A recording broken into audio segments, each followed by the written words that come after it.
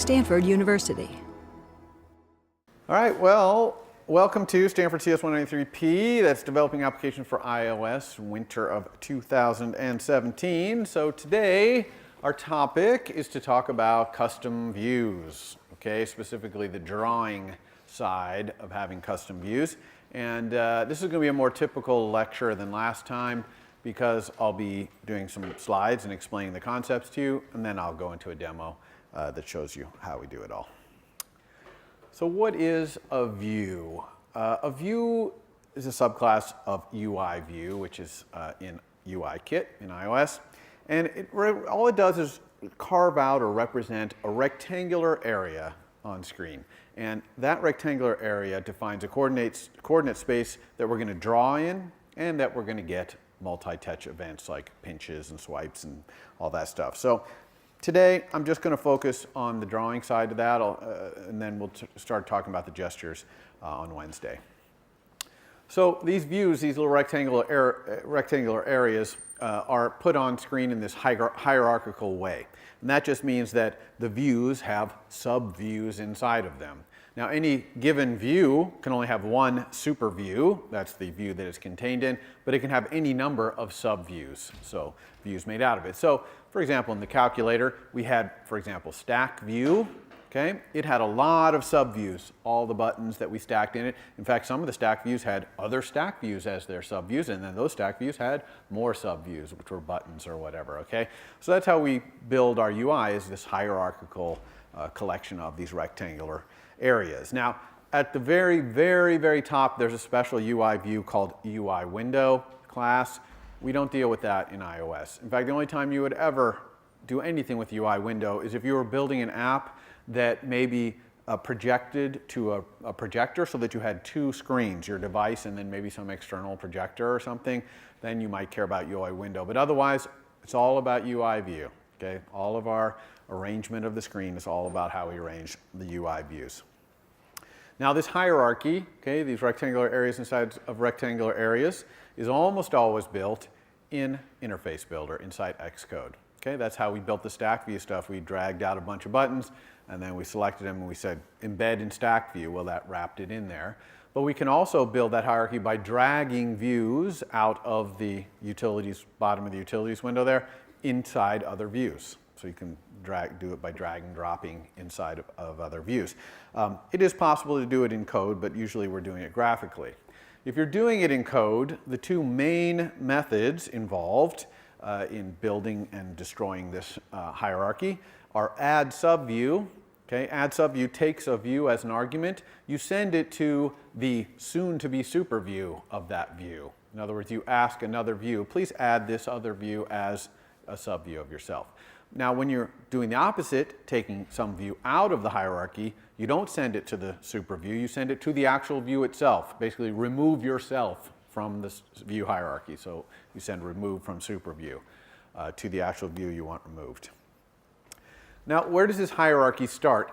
I guess you could say it starts in UI window, but for our purposes, we don't even pay attention to that. It starts at the top level view in that scene in Interface Builder. Okay, the scene that's controlled by our view controller, right? That rectangular area that we work in.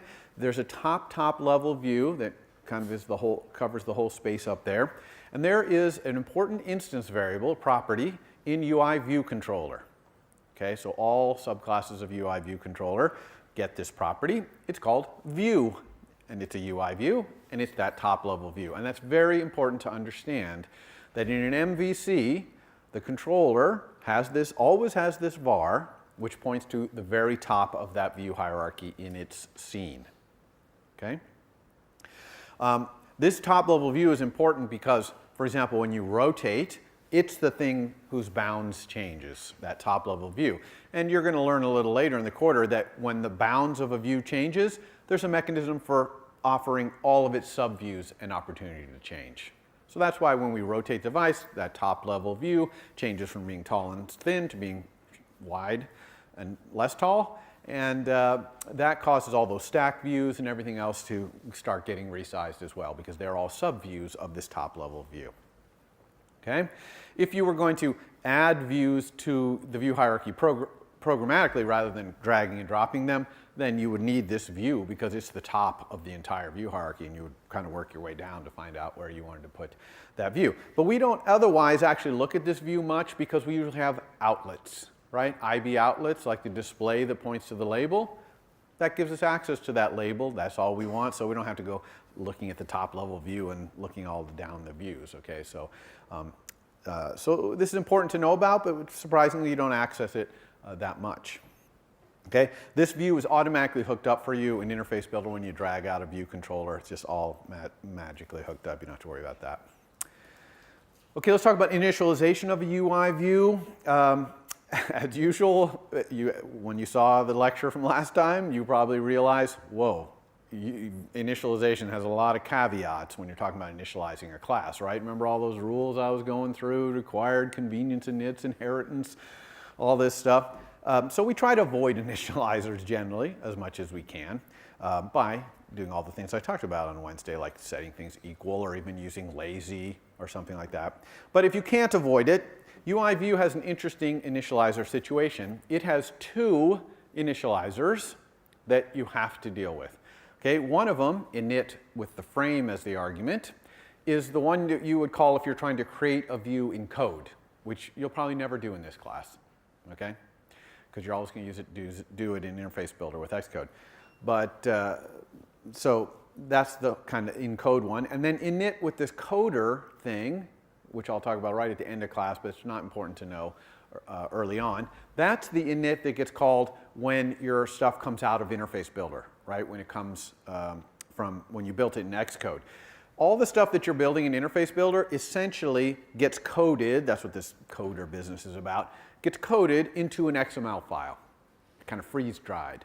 And then when you run your program, that XML file gets loaded in, and it's kind of the instructions for how to create all those objects, okay? And init with coder is the initializer it uses to recreate the view. So if you have any code that needs to go in an initializer, like you need to initialize some var in your UI view, you have to do it like this. Okay, override both of these inits. One of them is a required init, the coder one. Okay, and create some other method like this green setup method I have, and just call that method from both of them.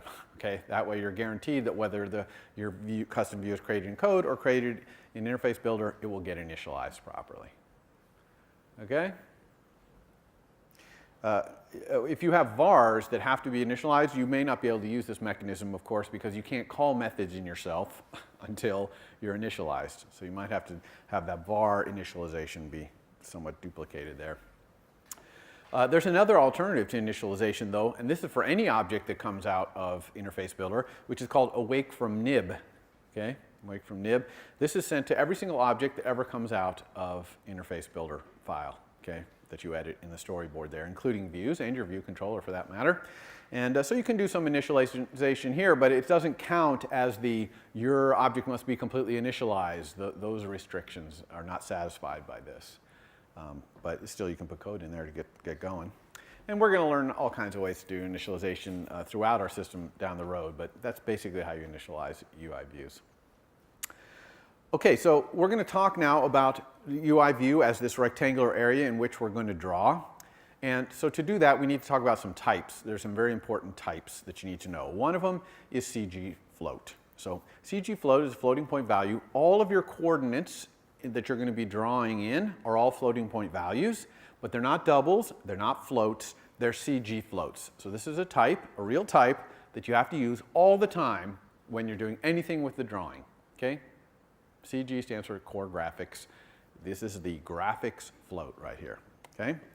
There's also a CG point, which is just a struct with two things in it, X and Y. They're both CG floats. CG point represents a point in your coordinate system somewhere. Again, floating point coordinates.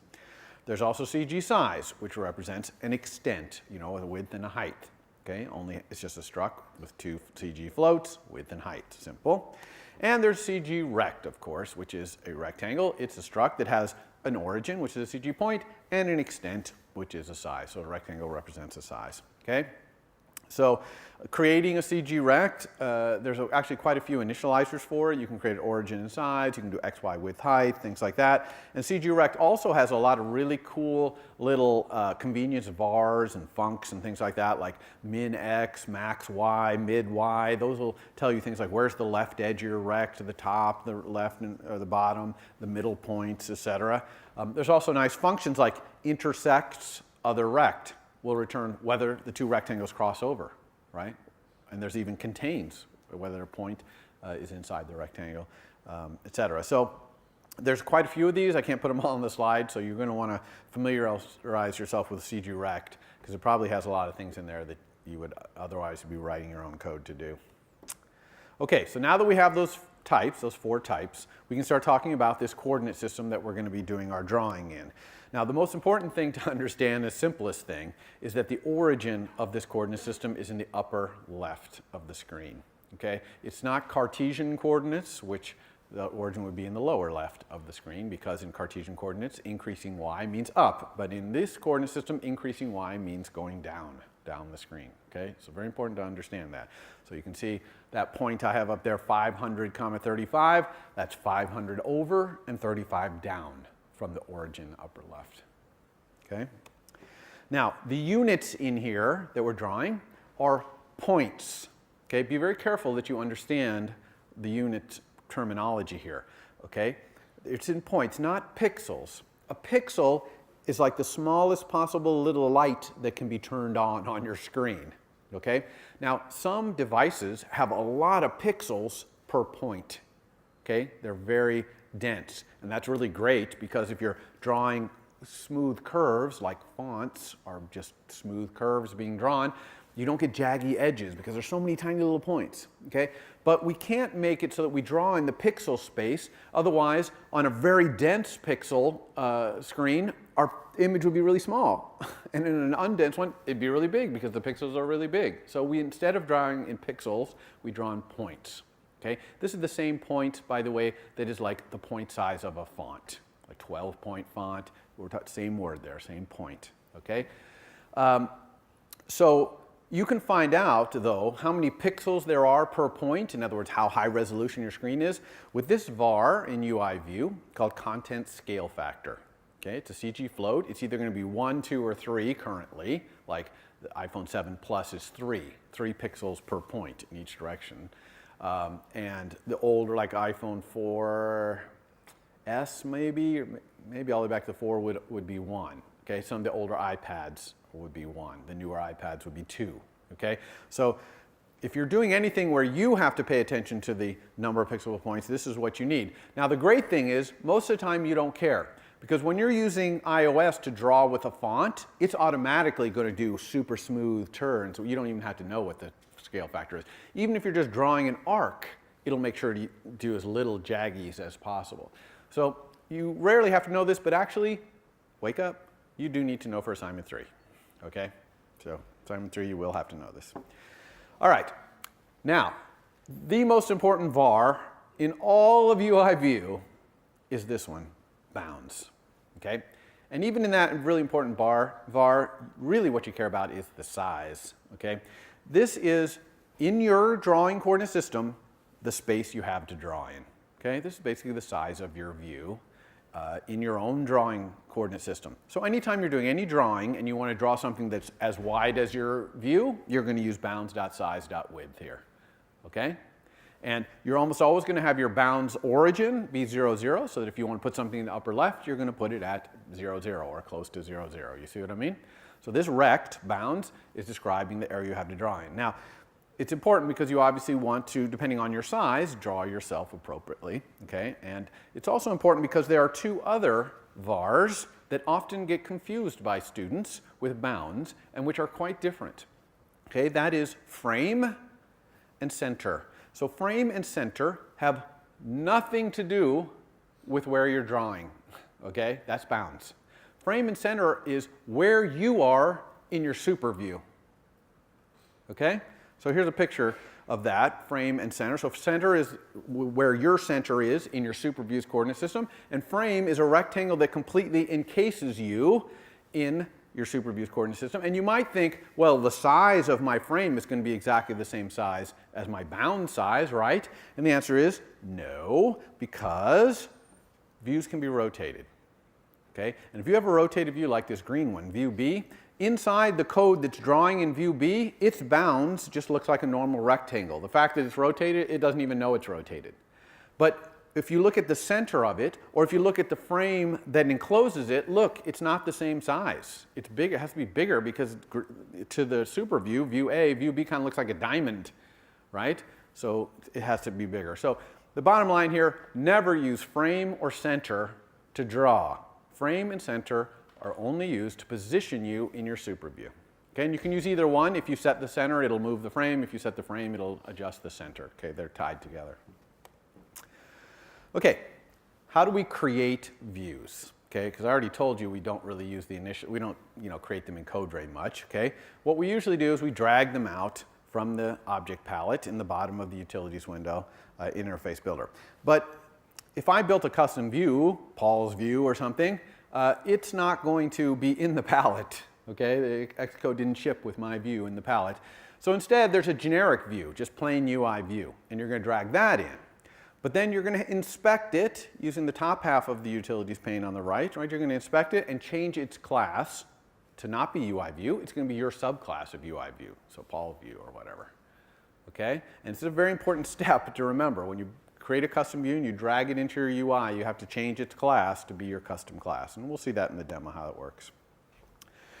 When you create it in code, of course, you're just doing UI view, subframe, and you provide the frame. Okay, and that frame, remember, what does it describe? It describes where this view is going to be in its super view when it gets added. That's all the frame is doing. Okay, and you can create it with UI view, no arguments. Then it will be 0 width, 0 height, and it'll be at 0, 0, so you won't even see it. So, but you could come along later and change its frame and or its center to move it around. Here is a really quick example how to create a view in code. I'm going to create a UI label. UI label is just a subclass of UI view. And notice that on the second line there, I'm just saying label equals UI label frame of whatever. So I'm giving it this frame 2020 150, right? And then I'm setting the text to hello. Well, if I was doing this code in a UI view controller, then I could put it at that top level view like that, view.addSubView, okay, and it would add the subview. Custom view. So why do I ever need a custom view? Either I need to do custom drawing or I need to do custom multi-touch input, okay? Those are the reasons that you're going to create a custom view. And so we're going to focus on the drawing, and the drawing is very, very simple, okay?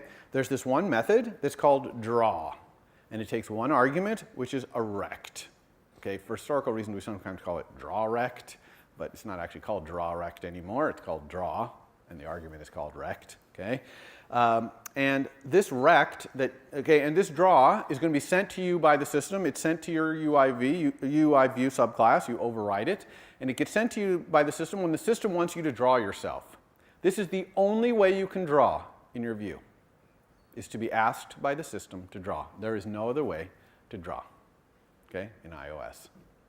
So, what's that rectangle about? That rectangle is some sub-area in your bounds that it wants you to draw. Now, that's a performance enhancement because you can ignore that and draw your whole view if you'd like. Okay, but like in your assignment 3, you're probably going to want to pay attention to this rectangle because your assignment 3's draw is going to be pretty expensive. So you want to draw as little as possible. Okay? So that's what this draw is. Very simple. It's just called by the system. Time for you to draw. It's the only way to draw. So it's really, really easy to understand. Never call this method, ever. Okay, if you ever call this method, it's wrong. Okay, the system calls this method. The system's the only one who calls this method. So what happens if you need to draw? Something changed and you want to redraw. You call one of these two methods, setNeedsDisplay or setNeedsDisplay with the argument of a rect. And that's telling the system, hey, system, my view needs to be redrawn. Please ask me to redraw it. And at some appropriate time in the future, it will ask you to redraw it, okay? But it knows better than you when the best time to draw is, believe me, okay? And the rect that you can pass, that's just the rect that's going to be passed on to your draw, okay? So setNeedsDisplay with a rect is like an optimized setNeedsDisplay. It's like, I need to be redrawn, but only this part of me, okay? And you can send this to any UI view. Say, redraw this view. Usually views send it to themselves, though, because they're the ones who know best when they need to be redrawn, okay? All right. So how do I implement this draw with the CG rect argument guy? And the answer is you're going to do it with paths. You're going to create paths, and then you're going to stroke them and fill them to make shapes and things like that. And then you're also going to use text and images. So that's the primary way that you're going to draw in there. Okay, so we'll talk about text and images in a minute. Let's talk about the drawing with the paths first. There's really two ways to do it. One is you can get what's called a context, a drawing context, and I'll show you how to get it. And then you can send messages to that context like move to this point, draw a line to here, add an arc over here, put some text over here, things like that. Okay, actually the text we're going to do in a different way, but so that's one way. And then the other way is you can create a path object, okay, using UI Bezier path. And it's the same kind of thing, but you're going to create this object that you're going to tell that object, okay, I want this path to be moving to here, and then a line here, and then an arc over to here. Okay, so you create this path, and then you send a message to that path saying, okay, stroke it. So it's a subtle difference, but you'll see. We're going to focus mostly on the UI Bezier pathway because it's kind of a little simpler. So let's understand the concepts here of core graphics. That's what the CG is that you're seeing all the places here. The number one thing about core graphics is we need a context, and that context might be a drawing context for on screen, it might be a printing context if we're printing, it might be a context to draw into an off-screen bitmap, etc. The one you care about is obviously the context to draw in your DrawRect, and you get that by calling this function. This is just a Swift function, it's not on a class or anything. UI graphics get current context, and that's going to get you a context that you can then tell it to create a path by moving and all that stuff. Which is what you do then. You create these paths out of lines and arcs and things like that. Then you set drawing attributes in the context, like the colors you want to use, the fonts if you're doing text, line widths, those kinds of things. You set those all up, and then you stroke and fill. And that's it. Stroking and filling are actually the only two directives that actually cause something to happen on screen. But keep in mind that like a font is basically just a really exquisite path filled, okay, or stroked and filled. So you can do a lot with stroking and filling. So UI Bezier path kind of encapsulates all of those core graphic concepts into an object. And so I have an example here to show you how I would use UI Bezier path to have to draw a triangle on screen, okay? First, I'm going to create the path by just saying path equals UI Bezier path. There are other initializers for it, which we'll see in the demo, but this one just creates a blank path to start. Then you move around with the path, so like I can say move to, which 80, 50 is like halfway across this little screen. This is a small screen, let's say, 160 points wide. 80 and then 50 down, okay? Then I'm going to add a line down to 140, 50. See that? Okay. Then I'm going to add another line over to 10 off to the left. I'm still 150 down. Then I'm going to close the path. Okay, we can close, and that just closes it back to the start. So look, I made a triangle. Okay, really easy. Now, the only thing is, all this code right here would actually draw, instead of that triangle right there, would draw this. Okay, nothing. Okay, you would see no drawing with that code.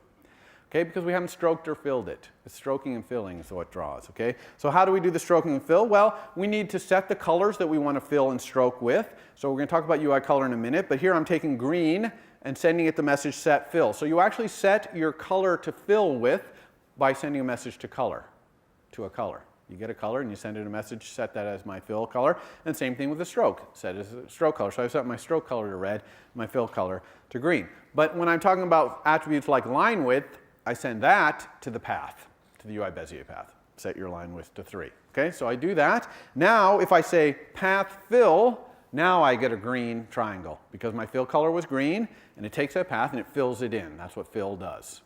Okay? And similarly, if I say path stroke, I get a red line around because the path that I took to get around there gets stroked with a 3-point wide red line. Okay? So that's it. It's quite simple, actually. That's how we draw. Okay? And UI Bezier path also knows how to draw a lot of common shapes like rounded rectangles and ovals and things like that. And so you should familiarize yourself with UI Bezier path's API, of course. Another cool thing you can do with UI Bezier path is you create a path like that triangle, and you can clip all your drawing to that path. So you could draw this elaborate picture, but only show the part that shows through that triangle if you take that triangle path that we just created and say add clip to it. Because after that, all drawing is only going to show up inside that triangle, which is kind of cool. You can make some pretty cool effects by doing that. The Bezier path also knows how, it has this method contains that will tell you whether a point is inside the path. Okay, so that's good if you want to do some touch thing where people are touching on something and you want to do hit detection, basically what they're touching on. All right, and there's tons of other stuff in UI Bezier path. Don't have time to cover it. You should look it up. Okay, UI color. So UI color, really simple. Okay, there's some common colors like green, red, yellow, purple. Those have type methods on UI color. Remember type methods, static methods. They're on the type. You don't need an instance of it. So that's like UI color.green. But there's also initializers that let you create colors from RGB, red, green, blue, or HSB, that's hue, saturation, and brightness. You can even create a color that's made from a pattern so that when you draw with that color, it's drawing in a pattern. Okay, like a really thick line would actually be showing the details of a pattern, which is kind of fun, using UI image, which I'll talk about in a little bit. Of course, all UI views have a background color. We saw this when we did our buttons in the calculator. We made the background color of a lot of our buttons be light gray, and I'm sure in the homework assignments you made other colors. Okay, that's just a var on UI view that button inherited from UI view, and you can set it to any UI color you want. Now, an interesting thing about colors, though, is that they can be transparent or even semi-transparent, okay? And they are done, you specify that with alpha. How many people here know what alpha is when it comes to graphics?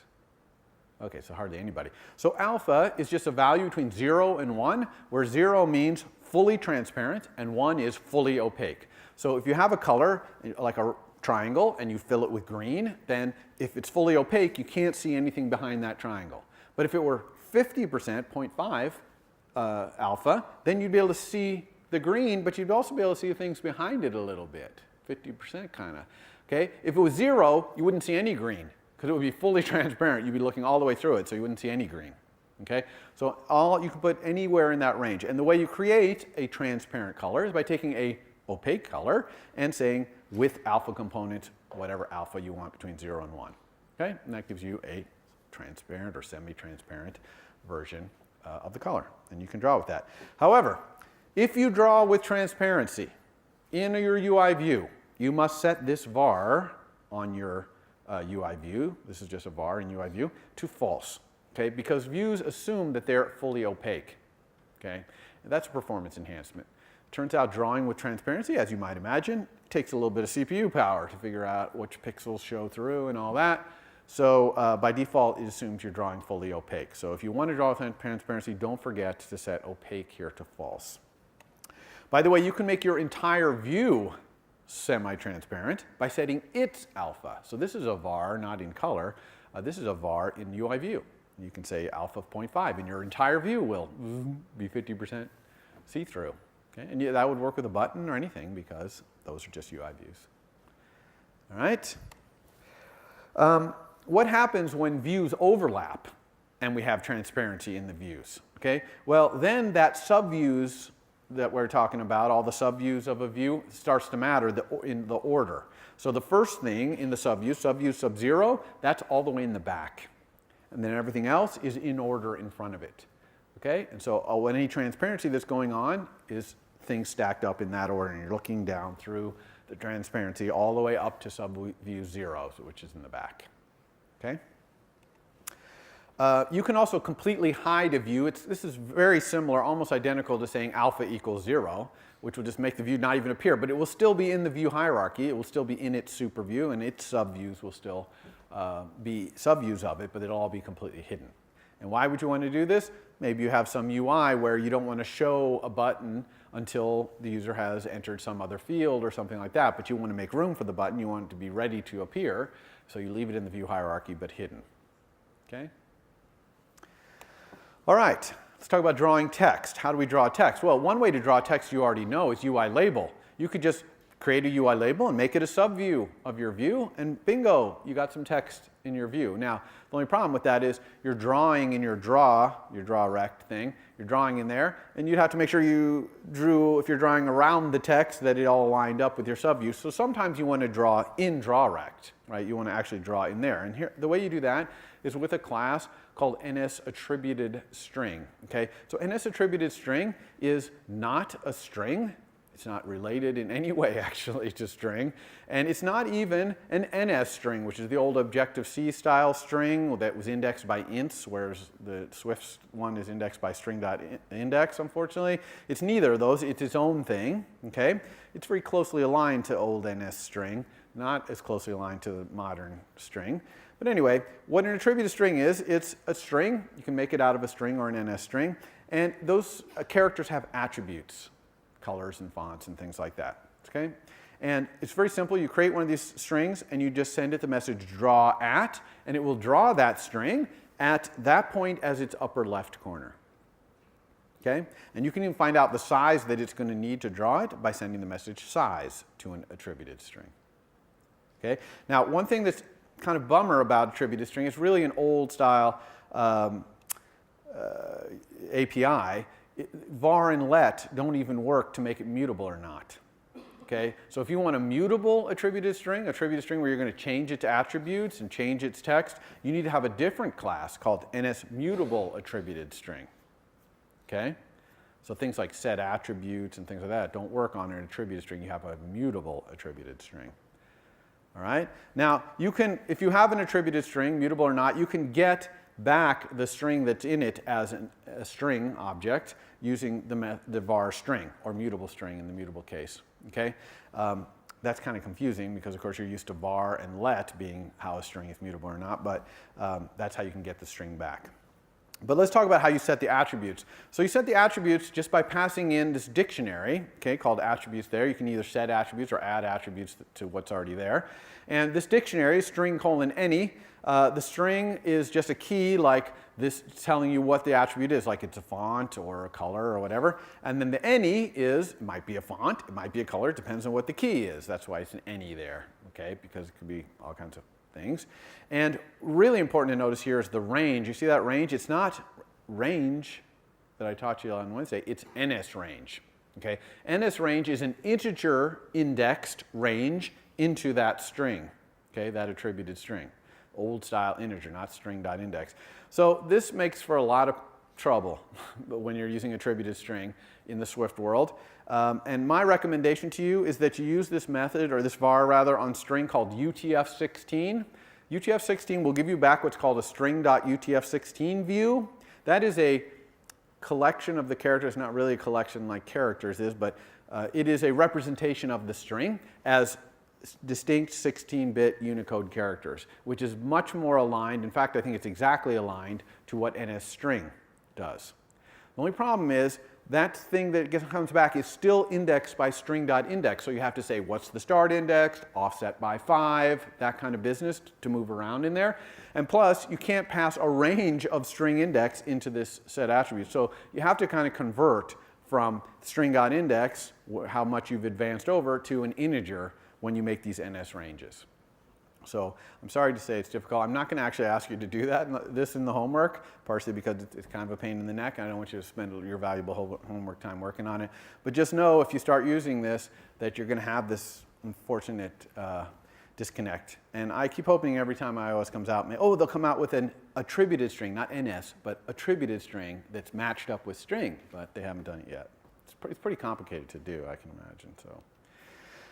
So what are some of these attributes that you can set? So there are things like NS foreground color attribute name. That's how you set the color of the text. Okay, there's also NS background color attribute name, which fonts have foregrounds and backgrounds, but don't worry about that too much. NS stroke width, so you can draw your characters really thick or thin. NS font attribute name, which you can provide a font. Okay, and there's about 15 others, and you can go look in the documentation for all of them. But speaking of font, if you want to set the font you're going to draw with, how do you do that? Well, fonts are super important in iOS. Okay? Never underestimate the power of a font in building a cool UI. Okay? Look at all these UIs. Look how important the choice of font, size, position, all that stuff is. Okay? So how do we get a good font so that our UI will look good? Well, we're going to use this very important static method in UI font. So you send this to UI font, the class, called preferred font for text style. Okay? And so you're going to specify the text style, which is kind of like, what's the environment you're going to use this text? What kind of text is it? And so there's about 8 or so of them. but 3 of them are like a headline. This is going to be a headline, so that's going to be a bolder font, a little larger maybe. Then body font, that's like, this is the user's data, so in a mail message, this would be the message they're actually typing maybe, although it's probably a multi-font. But, and then footnote would just be a small little text, you see, on the bottom. So I really encourage you, when you're using a font, try to find a text style that will work. Okay, because it's going to be in sync and compatible with all the other apps because they're using these preferred fonts. And also, by the way, if the user goes in settings and sets their font size to be really large, these will automatically get larger. Okay, and hopefully if you have your auto layout working, everything will expand or contract properly.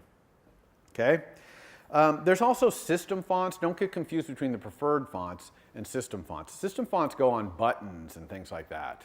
Okay, preferred fonts are for the user's content. So that's the difference there. Now most of this stuff, again, you're not even going to set in code. You're going to set it in Interface Builder in the little inspector window. Right? You're going to be setting preferred fonts and system fonts can be set there. If you want to use a specific font like Helvetica Bold 13 point, you can do that. I don't recommend it, but UI font descriptor is an important class to know for that. It's how you describe that font that you want, that special font. So, you know, some apps typography is what they do, and so they need to be able to do specific fonts. All right, so that's text. How about drawing images? So images, again, we have a thing like UI label. It's called UI image view, and you could just make an image be a subview of your view if you wanted to have an image in there. But again, sometimes you want to be able to control that in your draw rect. And we do that with the UI image object. Okay? I already showed you actually when I was talking about failable initializers how to create a UI image. You just put it in your XC assets file, interface builder, and then you say UI image named, and it gets it by name. And if it can't find it, it returns nil. So that's the number one way you're going to get an image into your app, is put it in XC assets. But there are other ways to do it. You can get it from a file, like if you had a JPEG file. Of course, I haven't shown you how to get files, so you don't know how to do that yet. But you can do it that way. And you can also get it just from raw data, raw JPEG data or something that you got over the internet or from a URL or something. You can do that.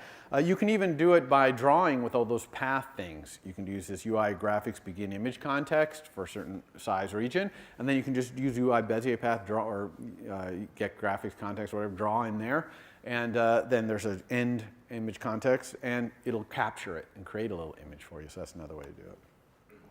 So once you have an image, okay, that you got from any of these sources, you can just draw it inside your draw rect by saying draw at point or draw in rect. Actually, I think that's probably draw at space point, not at point colon. And draw in space rect and draw as pattern in space rect. Those do kind of what you would think, right? Draw at point draws it where that's the upper left-hand corner. It draws it in its natural size. Draw in rect is going to scale it to fit inside the rectangle that you provide. And draw as pattern is going to tile it. So presumably that's a small image and you're drawing a texture or something, and it's going to repeat it over and over to fill the rectangle. Okay? I'll fix this slide and repost it. All right, one thing to be careful of with UI view. When UI view changes size, you do not get asked to redraw by default. What it does is, believe it or not, takes what you've drawn, grabs the pixels, and stretches them to fit the new bounds. Okay, now this is often not what you want. Often what you want is, okay, my bounds change, ask me to redraw again in my new bounds. Okay, so how is this controlled? It's controlled via this var in UI view called content mode. And the content mode can be things like left, right, top, bottom, top, right, top, left. That's basically saying, take my bits and shove them up into the left corner, one of these spots, center or right. Don't do anything with them, just move them in the new bounds. Well, that's likely to cut off what you've drawn or something like that, depending on how much the bounds have changed. Like when you rotate, the bounds changes quite a bit. There's also the scaling ones, and this is the default, scale to fill. And that says, take my bits and take my new bounds and scale it to fill. I can preserve the aspect ratio if I want, although again, that's probably going to cut something off. But the real one that you want is redraw. Okay? If you set your content mode to be .redraw, then when your bounds change, your draw is going to be called. Your draw rect, draw with the rect argument. Okay? So in your assignment 3, you're going to want to do this. You can actually do this, you can do it in code by setting that var, but you can also do it in Interface Builder, okay, in the Utilities window in the Inspector for your view. Just, I think it's the very top one, Content Mode. All right, so I'm going to be leaving the slides here, so I will tell you what's coming up. I'm going to do this demo right now where I'm going to do a custom view, a face view, a UI view that draws a face. And then Wednesday, I'm going to talk about gestures. We'll add some gestures to control our face. And I'm going to start talking about multiple MVCs. I'll finish up with multiple MVCs next week. Your assignment 3 requires you to do multiple MVCs, so I'm not going to make it due until a week from next Monday, because you'll need next Monday's lecture. However, I'll probably ship the assignment, the write-up, on Wednesday, because a big part of that assignment is drawing your own custom view, and you'll certainly know everything you need to know to do that right off the bat, okay? So you can kind of get started on the view, and then next Monday you can start doing the multiple MVCs, and you'll still have a full week until the next Monday to get that done. All right? No Friday section this week. Okay, so as with most demos in this course, I'm going to start from scratch, okay? We're going to do a completely new app, no more calculator in here, so I could click on here to open my calculator, but instead I'm going to go back here to create a new project. Okay, it's going to be single view application, and as I told you they all would be. I'm going to call this one Face It. Okay, and it's going to start out just drawing a face, but it's going to do much more eventually. And still no core data or testing stuff yet, so I'm just going to do Face It here. It's going to say, where do you want it? I'm going to put it in the same place the calculator is in my developer. I'm not going to be using SCM, but of course those of you who came to Friday's section, you'll know how to use that.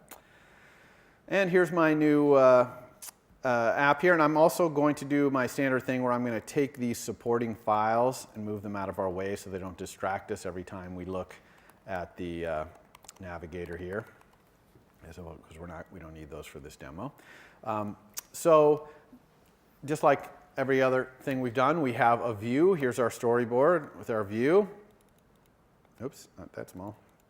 And of course we have our controller. And I'm going to delete this out of the controller as usual here. And this time, we're going to start right off here by building a custom UI view, custom view of view subclass. Now, the way we do that is the same way we built the calculator brain. We go here, new file, right? This is how we add new files to our project. But this time, for calculator brain, we chose Swift file because it wasn't a UI thing. It didn't inherit from any iOS class. But now we're going to choose CocoaTouch class because it's going to be a subclass of a CocoaTouch, a UI kit class. So we click that. It says, what do you want it to be a subclass of? Okay, and we want UI view, but you can see there's other things, UI view controller and other things that we'll learn later in the quarter. But this is a subclass of UI view. I'm going to call it face view because it's a view that draws a face. Okay, it's a good name. All right, so we click here. It says, where do you want to put it? You usually want to be very careful to put it in the same place as everything else is. You don't want it in supporting files, and you don't want it at this top level, the project level. You want it inside this folder right here that has all your stuff in it. So we'll do that.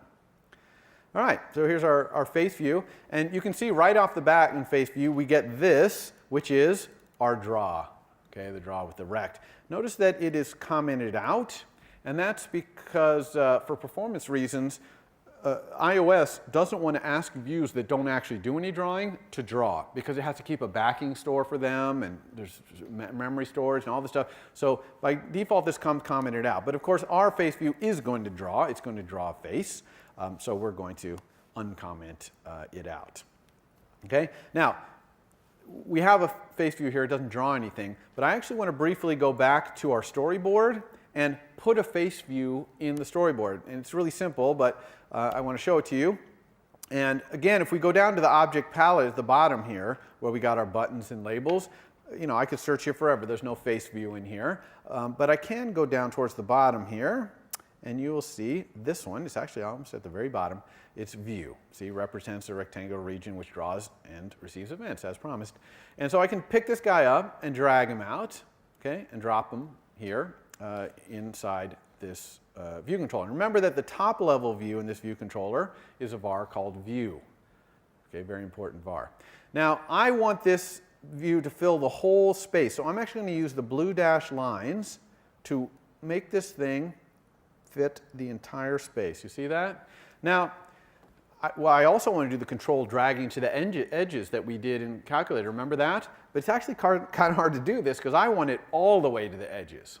But since I use the blue lines, I can use a really cool feature, which is down here, this button. You see this button in the lower right here? It says Resolve Auto Layout Issues. If you click that, one of the choices is to reset to suggested constraints. So that is the system saying, I'll make your constraints for you based on what you did with the blue lines. So I'm going to look at your blue lines. Since I use blue lines all the way at the edges, if I say reset to suggested constraints, it's going to hook those things to the edges because that's what it looked like I wanted. Now I can double check what it gave me by clicking here on the size inspector. And if you look down towards the bottom of the size inspector, you can see all your constraints. And look at that. Perfect. Trailing space to super view, leading space to excellent. All exactly what I want. So here I've gotten all my auto layout with one click. Okay? And that's going to be possible to do quite a bit. If you use those blue lines and you say reset suggested constraints, often it'll at least get close. And then you can kind of tweak the ones it didn't get right. Now the other crucial thing I have to do here is that this is currently a UI view. If I go over here to this inspector here, which is the identity inspector, you can see that the class of the selected thing is UI view. Okay? So no matter what I put in my draw, it would never be called because this is not a face view, it's a UI view. But I can just click here and go down and choose face view, and now I've made this a face view. Okay? So now all the code I put in my draw is going to draw in here. And that's it. That's all I need to do to put a custom view into my UI. It's very common to want to put a custom view in the UI, so that's why it's so simple to do. Okay, so now all we need to do here is in our face view, write the code that draws our face. So what are we going to do to draw a face? Well, I'm just going to draw the kind of emoji face, this round circle for a head, two round eyes, a little smile, okay? Very simple face. Let's start by drawing the skull of our face, the kind of the head of this face. And I just start doing that in draw here. I'm going to use UI Bezier path to do all this, so I don't actually even need to get the context, that UI graphics get context. Don't even do that. Just use UI Bezier path, automatically knows what context you're in, so you don't have to do any of that. So what do I need to do though? I need to kind of think of how big my face is. I want my face, if I'm in portrait or landscape, I always want my face to kind of be the smaller of the two sides, the height or the width, you know what I mean? Because I always want the face to fully fit in there. So I'm going to let my skull radius, so that's going to be the radius of my skull, okay, equal the minimum, and there's this nice min, you see that min function right there? It's generic typed, like array of t, so that's the t. It'll take any type, and it'll compare two things and return the one that's the lowest.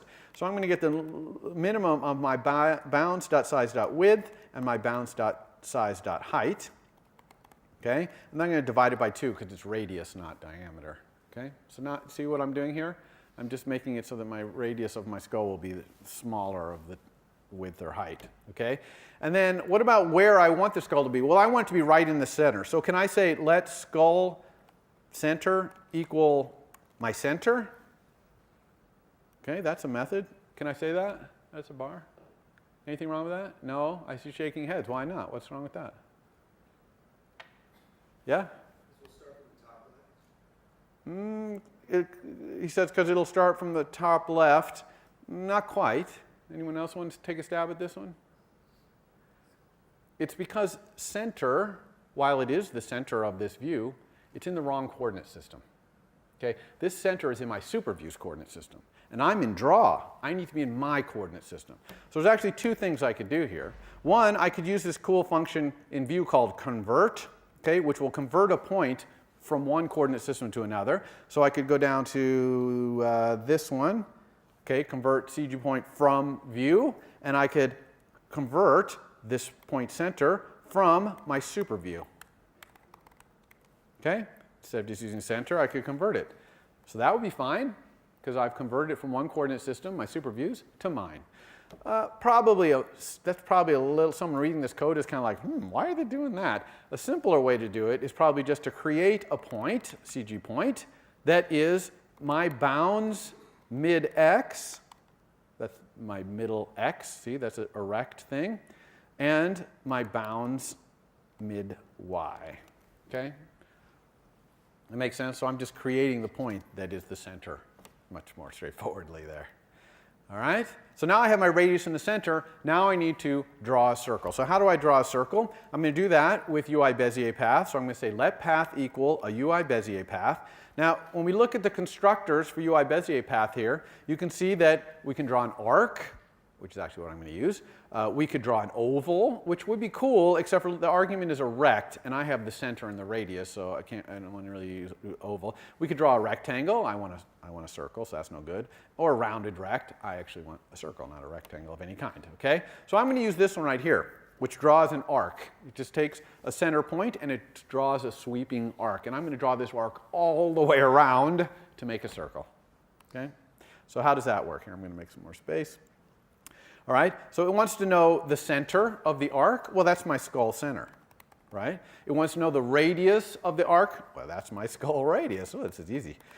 It wants to know the start angle. Okay, so that's the angle that it's going to start sweeping. I'm going to choose 0. The angle 0 is straight out to your right. Okay, so if you're looking at the screen, to the right, straight across, that's 0. And it's in radians. How many people know what radians are to measure angle? Okay, most of you. So radians, instead of degrees, we measure how much we're going around by radians. Radians go from 0 all the way around to 2 pi around a circle. Start 0 and then we go around pi over 2, or pi, yeah, and then pi is 180 degrees, and then around to 2 pi is 360 degrees. Okay, so it's in radians. So this end angle has to be in radians, and I want to go all the way around. So it's 2 times pi. We know that double dot pi is pi. And then clockwise is whether I'm going to draw the arc around clockwise or the other way. It doesn't matter because I'm going all the way around and getting back to the start anyway. So I'll just say false. Okay, we'll go counterclockwise. Now, I got a warning here, an error. Let's look at that error. What does it say? It says the binary operator star, and it's pointing to this little multiplier right here, cannot be applied to int and double. Okay, why is it saying that? These arguments to UI Bezier path, the floating point arguments like start angle and end angle, what type do you think they're supposed to be? No one? I hear it being whispered. Yes, CG float. All drawing has to be CG float. So is double dot pi, is that a CG float? No, it's a double. Is 2 a CG float? Well, it might be, but Swift would have to infer that it's a CG float. And right now, Swift is confused about what that's supposed to be because it knows this argument is supposed to be a CG float, but the thing you're multiplying it by is a double. So Swift doesn't know what to infer here. Doesn't know whether to infer that 2 is a double or a CG float. So the fix here, luckily, CG float has a pi. Okay, just like double does. Now everybody's happy, because Swift knows how to interpret this literal as a CG float, and this argument to the end angle is now a CG float. So everybody's happy. It's only complaining that we don't use path yet. Okay? Excellent. So now we've got this arc going all around. Let's set something about the path, like its line width, for example. We'll set a nice, fairly thick line, 5 points wide. Okay, that's what that means, 5.0. 5 points wide. And then let's set the color. So I'm going to get UI color, let's say blue color. And we'll say set. And by the way, there's set fill and set stroke. There's also just set. Set sets both the fill and the stroke. Here we only need to set the stroke color, but I'll just say set so you learn about that one. And now I can just say path stroke. Okay? And it's going to stroke that path. So let's see what this looks like. Let's go do iPhone 7 here. So hopefully this is going to draw our skull.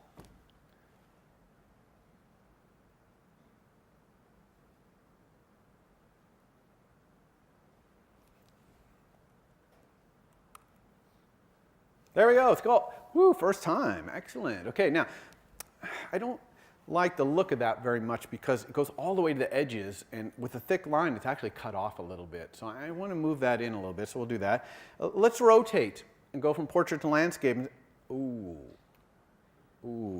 not good, not good. Okay, why is that happening that it's doing that? Well, that's that content mode thing I was talking about, right? It's not calling my draw when it goes to this other bound size right there. So it's just scaling the bits. So let's fix both of those things. Let's make it go in a little bit, and let's fix those bits. To fix the bits, we're just going to go back to our storyboard and click on our view right here. Let's get rid of this. Okay, click on our view and go over to utilities. Okay, inspect this with the attributes inspector, and look, the very first one, content mode, scales to fill. Okay, every time the bounds change, it scales the bits to fill, and we want redraw. Okay, we could also probably use center, but I actually want redraw because if my bounds got smaller, for example, I'd want to draw my face smaller. I wouldn't want it to get cut off. Okay, so there's redraw. That fixed that one. That was easy to fix. What about making this thing kind of smaller? To do that, I'm actually going to create a var called scale. Okay, and it's a drawing thing, so it's going to be a CG float. And I'm going to set it to, let's say, 0.9, and that's going to mean 90%. And all I'm going to do is take my radius and multiply it by that scale. So by multiplying my radius by 0.9 or 90%, it should move it in a little bit, right? Kind of in from the edges by 90%. So let's see if both those things got fixed.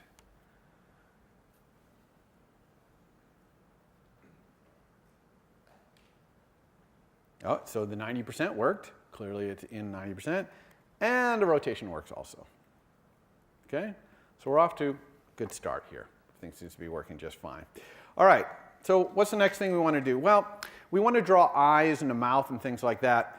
I want to start thinking a little bit about my internal architecture. And I'm kind of liking the idea of having some private funcs, like give me the path for the skull. Okay? And have that return a UI Bezier path that I can then stroke. And then I'll have the same thing. Give me the path for the eye. Give me a path for the mouth. You see what I mean? I'll get all these. And so I can just take this code down here that creates this path for the skull, and I'll just put it up here, and I'll just return this path. And then down here, instead of saying path stroke, I'll say path for skull stroke. Okay, you see that? Now, another thing is the skull radius and the skull center, I want all the other things like the eyes and the mouth to all be relative to that, right? So if I make my skull small, I need the eyes to get smaller, the mouth to get smaller, everything to move in. So I'm going to use these two guys. I'm going to make them, instead of being local variables in draw, I'm going to move them out and make them be private vars. Okay? And in specific, they're going to be private computed vars. Okay? So I'm just going to take what they were before, and I'm just going to return them so that no matter what my bounds is at any given time, skull radius, that var, which of course we have to type, it's a CG float, that skull radius is always going to match my bounds. Okay, because every time I ask for it, I'm going to recompute it using this little function. And same thing with skull center. I'm going to say private var, skull center, which is also a CG, no, this one's a CG point, and it's going to be computed. Return. Now, one thing you notice here, I don't remember if I covered this in the other lecture, but you notice I'm not saying get here. See, I'm not putting get and set. Okay, well, I'm not putting set because you can't set the skull center. The skull center is always the center of my bounds, so I can't set it. And if you have only a get, it turns out you don't need the get, because it's kind of redundant. So you get this kind of nicer looking code here. Okay? So now we have skull radius and skull center available to all of our methods, and so all our other paths, like path for eye and all that stuff, can use them. So let's get started on those. Let's do path for eye. How about that? So in a private func, path for eye. Now actually, probably the path for the eye is almost the same for the left eye and the right eye. So I'm going to create a little type here called eye, which is just going to be a little enum. And it's going to just be the left and right eye. So private enum eye, oopsie, eye is case left and case right. Okay? So, I mean, it's perfectly fine to use an enum to just represent something simple like this. You don't have to always be doing, methods and associated values. We don't have any associated values here. We're just representing it as a way to specify in this API which eye we want the path, the UI Bezier path for. Okay? So, by the way, also, I want to have some constants that tell me where the eye is relative to the center and where the mouth is and how big the eyes are. So to save a little bit of time here, I'm going to just type those in at the bottom here real quick. Look how fast I type them in. Okay? This is, by the way, how we do structs. or constants in Swift, we just create a struct and we make static lets on it, which are all of our constants. And what's really cool about this, one, it groups them together. Like here I have ratios. It's all the ratios between the skull, the skull radius and all these things I want to do, like the eye offset and the mouth. Also, it types them. You see, these are typed constants. I can put the type in there because they're just vars. They're static vars on this struct. Okay, we don't have any storage in this struct. Doesn't have any methods. It just is only used for constants here. Now I'm going to use these constants down here, and I'm going to use the skull radius and center up here to calculate the path for the eye. Okay, so how am I going to do that? First I need the center of the eye. Now I'm going to create a function to calculate the center of the eye, but I only need it for path for eye, so I'm actually going to put it inside path for eye. Okay, so I'm going to create a function here, center of eye. I'm typing it quick here to save some time. I'll go through it though. And center of eye, look how it's inside path for eye. And that's perfectly legal. Some of you are probably using that strategy in your assignment too. I think I mentioned it in a hint that you can do it. And all it does is it keeps center of eye inside here because it's not needed anywhere else. So now readers of my code don't have to worry about this thing being called somewhere else and what its semantics might be out there. They know that it's only used in this nice little space right here. So it's kind of a nice way to arrange your code to make it a little more readable. All right, so how does center of eye work? Well, it takes the eye, and it just gets the eye offset by taking the skull radius and dividing it by one of those constants, the ratio between the skull radius to the eye offset. That's how much it's going to offset the eye. Now, I'm going to offset the eye the same amount up as I do to the sides. Okay, so the line between the nose of our face and the two eyes is going to be equilateral triangle, or no, not quite equilateral. It's going to be a little wider, but the same distance going up as it is going out to the sides. And then I'm going to start with the eye center being in the center. I'm starting with the eye in the center of the face, and I'm going to move it up and over.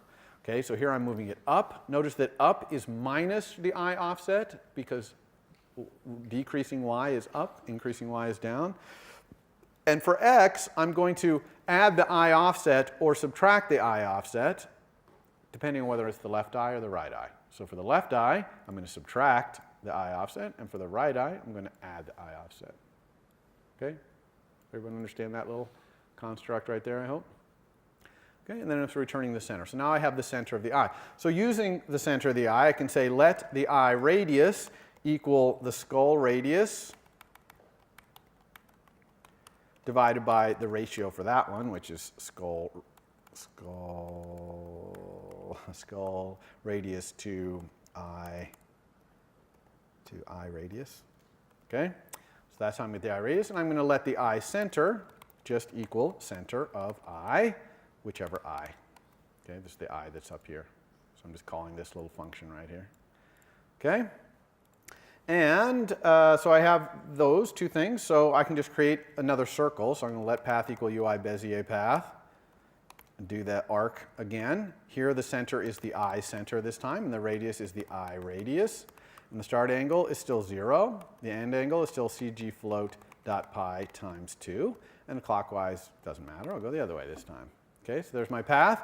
Let's set path line width equal to 5.0 again. Starting to get tired of typing that. It's probably not a good thing. And then let's return the path. Okay, so that's it.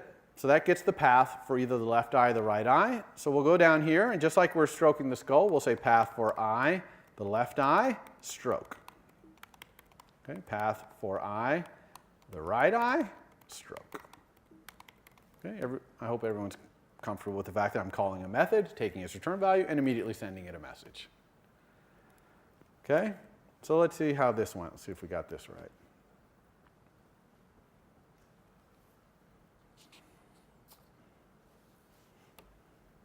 Oh, look at that. First time. That's really going well today. Okay, so there's our two eyes. They look good. You know what would be kind of cool, though, if we could have open eyes and closed eyes. Okay, so how could we have open eyes and closed eyes? How about this? Let's go up here, and just like we have this var scale, which, by the way, notice I left the var public, the scale, so that people who are using my face view, they can control the size of the face. I don't mind. And I'm also going to have eyes open, which is going to be a bool, which will start out being false. And we're just going to make our path for eye. Look at this var. Look at the value of this var. And either have the eyes open or closed. So I'm back here in path for I. So if the eyes are open, then we're just going to do what we were already doing here, this business, okay, because that's what we did so far. But if the eyes are closed, then I want the path to be different. So watch what I'm going to do here. Let path be a UI Bezier path without a value to start. Okay, and then I set it in here, and I'm going to set it in here, and that's allowed. In other words, Swift is smart enough to know you created a let, which can only be initialized once, but you conditionally initialized it here. Because now I'm going to say path equals, and for the closed case, I'm just going to make a Bezier path that starts out blank, and then I'm just going to move to line 2 to make a little horizontal line for a closed eye. So I'm going to say path.move to. To move to a point, CG point, we'll use this constructor right here. Not that one. Let's use this one, CG floats. And the point we're going to move to, well, we're going to move to the eye center x minus the eye radius. Okay, so we're going to move to the center of the eye and back up with the eye there. And we're going to be at the eye center dot y. So we're going to be right in the eye center, and we're going to draw a horizontal line. So we're going to move to the left side of it, and then we're going to add a line to the right side. So another CG point, which is this one again. And this one is going to be the eye center dot x plus the eye radius. And it's still at the eye center. Okay? Make sense? Some more parentheses in there. Everyone see what I did there? But I just want to make sure you understood this thing of let path. You don't have to say equals here as long as this if then still only initializes it once and doesn't change it. Okay? Because it's still a valid let. Okay, so let's go take a look at that.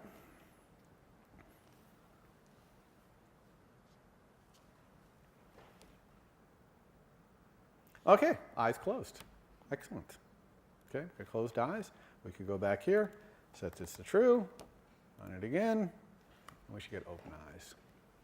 Question? So the question is, when do people do a custom view like this when they draw their own thing? In other words, when they don't use this built-in things like buttons and things like that. Well, it depends on the content that they're providing, but a lot of times maybe they're not drawing with arcs and circles, maybe they're drawing with images and text. Okay, they're laying things out how they want down to a level or in an orientation that those can't do. Or maybe they're doing text along a curve, which you can do with this, for example. So it's that kind of things. You might not see raw drawing like this. We're doing raw drawing because it's simple, and I'm trying to show you how you do it, but you know. There are apps that are drawing apps where you can trick your finger and draw, though they would clearly do this as well. Some of you might do that as your final project. Okay, so anyway, there's our eye. So we got our eyes going. We've got our skull. How about our mouth? We've got to get the mouth going, so let's go do that. We're going to do the same thing there. I'm going to have a private func path for mouth, and it's going to be a UI Bezier path. Okay, so how am I going to do the mouth? Actually, I'm going to start by drawing the mouth as a rectangle, just to show you where I'm going to put it on screen, and then we'll use a Bezier curve, actually, to make the mouth. So how am I going to do that? First, I'm going to calculate some things like the width of the mouth, the height of the mouth, and the offset of the mouth, offset down from the middle of the face, using more of these ratios. Okay, skull radius, mouth width, height. So I'm just calculating the mouth width, height, and offset. Now I'm going to use that to create the rectangle in which I'm going to put the mouth. So let's do that. Let mouth rect equal. And so the mouth rect has got to be offset down by the mouth offset, and it's going to be the width and height. All right, so let's do that. So it's a CG rect. Okay, we'll use this constructor right here. Okay, CG float. We'll do the skull's center.x minus the mouth's width divided by 2. So that's because we obviously want the mouth centered in there. And then for y, we'll use the skull center.y plus the mouth offset. And again, it's plus because plus is down, okay, in our drawing system. And the width is just the mouth width. Whoa. Width is the mouth width, and the height is the mouth height. Okay, let me make this a little easier to read. Like this. Oops. Okay, Everyone understand what I'm doing there with the mouth rect? Let's just draw this rect. So I can say let path equal UI Bezier path. Bezier path knows how to do a rect. It's this one down here. Okay? The rect is our mouth rect. And let's just return that path. Okay? So now we've got a path for the mouth. Let's go down here and stroke it by saying path for mouth, stroke. Okay? Let's see what this looks like.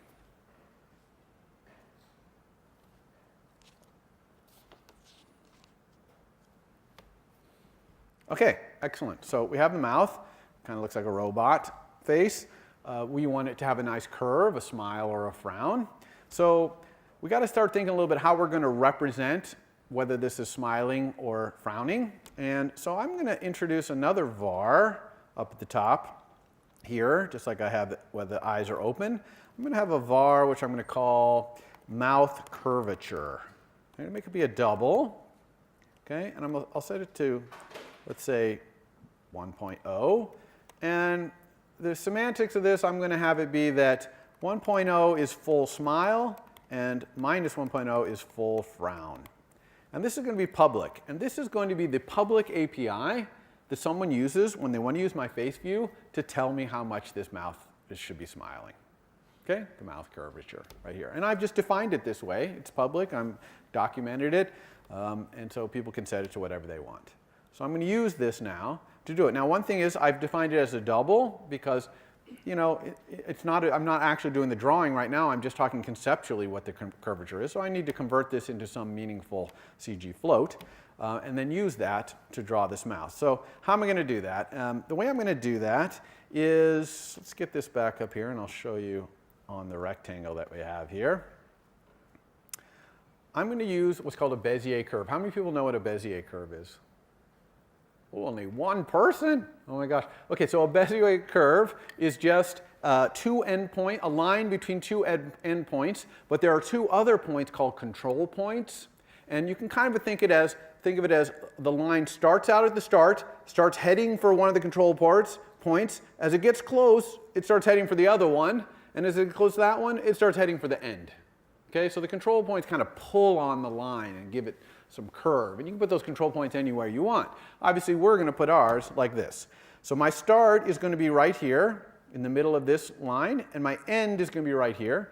So we're going to draw a line across here, and my two control points are going to be down here somewhere, okay, on both sides of his chin. And so the line is going to start here, start down towards this one, start going to the other one, come back up here and make a little smile. And if I move my control points up to the top, then it'll be a frown. Okay? Everyone understand that? So I need 4 points, the start, the end, and the two control points. So let's do those. Okay? So the start is easy. That's just the middle of the left edge. Okay? So I can say the start is a CG point. And again, we'll do this kind of CG point. And it's going to be the mouth rect, our little mouth rect, min x, that's the left edge, the minimum x, and mouth rect dot mid y, that's halfway up the mouth rect. And the end is going to be CG point, this float, and this one's going to be the mouth rect dot max x, and mouth rect dot mid y on the other side. So the two starting end is right in the middle of my mouth rect on either side. So now I need those two control points. Okay, for the control points, I need to think of how far down they're going to be. Okay? And it depends on the mouth curvature. The more smile I want, the farther down they need to be. The more frown I want, the farther up they need to be. Okay? So I'm going to create another thing called smile offset. Okay, and this is going to be a CG float because it's going to be something that I'm using to do drawing here. And I'm going to make it equal to the mouth curvature, equals the mouth curvature, okay, which is a double, okay, times the mouth rect dot height. So I will move down those control points all the way the entire height of a mouth rect if I'm fully smiling. Okay? Now there's some problems with this line of code. One is, if you look at these things right here, it's saying you can't multiply a double times a float. This is a float, this is a double. So I'm going to have to convert this to a float by using a constructor for CG float. Luckily, it has one that takes a double. Okay? Another thing here is smile offset has to be between, mouth curvature here has to be between 1 and -1. So I'm going to enforce that because I wouldn't want this mouth curvature to be 5 and now it's smiling so big that it's, on the floor, literally jaws on the floor. We don't want that. So I'm going to use min and max to do that. I'm going to say max -1 of min of the mouth curvature and 1. Okay, and that's going to restrict it between -1 and 1. Okay, pretty got that? So I'm just using min and max to do that there. Okay, and notice that it's automatically made these be doubles, which is fine. So the result of min and max is double, and that's being converted to a float. That works fine. Okay, so now that I have that smile offset, I can say how far down my control points are. So I'm going to CP1, which is control point 1. It's going to be smile offset times the mouth rect height down, and I'm going to make the two control points be 1/3 of the way in from the edges of the mouth rect. Okay? So does that make sense? Right? We want it to kind of head down. We want it to kind of be 1/3 of the way along from each side. So CP1 is going to be on the left. That's going to be a CG point. And we'll use this again. And so this one will be the start x. Okay, the start is where we're starting right here, plus the mouth rect dot width divided by 3. So I'm going 1/3 away across. And then the y is the start y plus the smile offset, okay, which could be negative. If mouth curvature is negative, smile offset might be negative, meaning going up, and so this will be a frown, or it could be positive and it'll go down. And CP2 is almost exactly the same, so I'll copy and paste it. CP2, it's just that here we're going to go to the end and move back by mouth rect dot width, but it's the same, it's at the same level, okay, because we want it to come down, go across, and then come back up. Okay, so now that we have these control points and the start and the end, now we can draw that in the path. So we'll just go to our Bezier path right here. We'll leave the rect in there at first so we can see it. And I'm just going to tell the path to move to a CG point, which is the start. And actually, I don't even need to do that. We can just say move to the start. And then we're going to draw a curve, add curve, okay, which adds one of these Bezier curves. And we're going to the end. And the control point is CP1, and the other one is CP2. Okay? So let's take a look.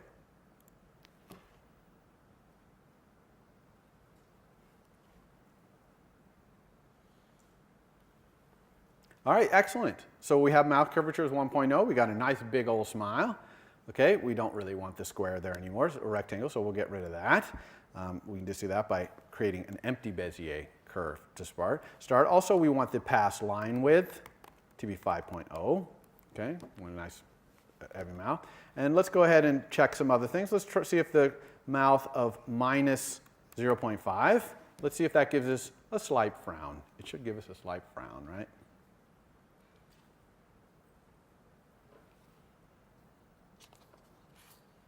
Indeed. Okay. All right. What's the last thing I'm going to show? One thing that's a little bit of a pain is every time I want to check the mouth curvature, I got to go run the app. Back, change it, run. Or every time eyes open, eyes close, back and forth. Wouldn't it be cool if I could just see this darn thing in Interface Builder? Okay? I can see a button when I change its things in Interface Builder. And wouldn't it even be cooler if I could have an inspector in Interface Builder that would let me inspect these things? Well, of course we can do that. How do we do that? We go up here and we just make this IB designable. Okay, if you put IB designable in front of a UI view at the top, then when you go over to your storyboard at the top, you're going to see it here, compiling that code, integrating it in to Interface Builder, and showing it to you. Okay, now, unfortunately, we don't have an inspector here that lets us inspect those things, but we can do that as well. I'm going to go back to face view here, and I'm going to say, for example, make the scale IB inspectable. Okay, let's make eyes open IB inspectable. Let's make the mouth curvature IB inspectable. Okay, let's add a few other things here. Let's make the line width IB inspectable. So to do that, we can't have this 5.0 going on over here. We're going to have to add a var. So we're just going to add an IB inspectable var. which is going to be the line width, which is a CG float. We'll start it out at 5.0, but we'll be able to change it. So now we can go everywhere where we have that 5.0. We'll just change it to use this var. Okay? We can also even do the color. App IB inspectable var, the color. It's a UI color. Okay, we'll start it out as blue, like it is now. Okay, so where we have UI color blue, we'll use this var instead, right? We have UI color blue. I'm just going to say color to set the color. Okay, so I'm basically taking all the things in my app and just making them not only configurable as public variables, but also inspectable. So let's go back to our storyboard and see if this works. Sure enough, right away, you see up at the top there, face view. Okay, the scale, whether the eyes are open, line width, the color, mouth curvature are now inspectable. So let's close the eyes. Let's have the mouth curvature be 0.5. Let's make the color be orange. Let's make the line width be 2. Let's make the scale be 0.5. Okay, make the scale be 0.9 again, whatever. Now, another interesting thing about this is just like if you were inspecting a UI button here, when you run, it's going to use these settings as the initial settings. Okay, so you truly are editing this just like you would edit anything else, any other custom view. You see it comes up like this. Got it? Now, one thing that you have to do when you have an IB inspectable, okay, is you have to explicitly type. You cannot let Swift infer it. Because while Swift can infer, Interface Builder cannot. Okay, it doesn't have an inference engine there. So always make sure you put the actual type in all the IB inspectables. Okay? All right, that's it. Next time what we're going to do is we're going to add a model to our MVC, and we're going to start putting some gestures in here, and then we'll start talking about multiple MVCs. For more, please visit us at stanford.edu.